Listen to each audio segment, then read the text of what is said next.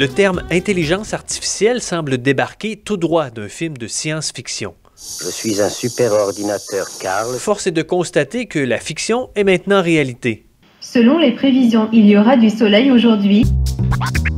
L'intelligence artificielle, on peut la définir comme un ensemble d'algorithmes ou de techniques qui sont capables de reproduire des fonctions cognitives. Ça semble un peu abstrait, mais en général, ce sont des technologies qui sont capables d'apprendre par elles-mêmes. Donc, dans l'informatique traditionnelle, en général, on programme une machine qui accomplit des choses.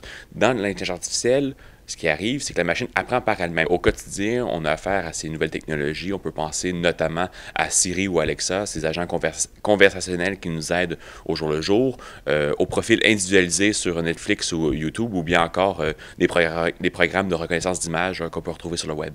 Qu'est-ce qui est révolutionnaire avec ces technologies-là, c'est qu'on peut les appliquer à différents domaines et vraiment démocratiser beaucoup de choses. On peut penser au domaine médical pour rendre les diagnostics plus rapides et plus fiables, au domaine juridique pour la production de textes. Donc vraiment, ces technologies-là vont révolutionner un peu notre quotidien. Quand il est question de nouvelles technologies, il est souvent question d'impact dans les milieux de travail. Le SFPQ a donc décidé d'être de son temps et même en avance sur certains autres. L'avènement des micro-ordinateurs dans nos milieux de travail a grandement changé nos façons de faire.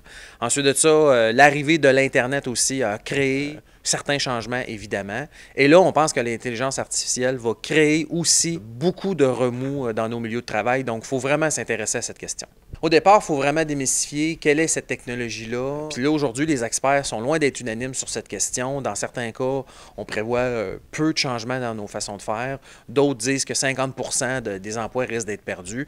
Donc, c'est quoi la vérité là-dedans? Donc, ça, c'est un premier pas. Le deuxième pas, c'est de voir vraiment concrètement dans l'administration publique quel impact elle aura, cette technologie-là, tant au niveau des gens qui travaillent en technologie de l'information que pour tous les autres emplois, l'impact que ça pourrait avoir sur tous les autres emplois. Le SFPQ, pour l'instant, on est un des syndicats, en tout cas, ou un des acteurs du milieu du travail. On est vraiment précurseur là, dans ce domaine. Au-delà de la machine, des chiffres et des algorithmes, il faut tenir compte du facteur humain lorsqu'il est question d'intelligence artificielle dans nos milieux de travail, si l'on veut éviter l'échec du système.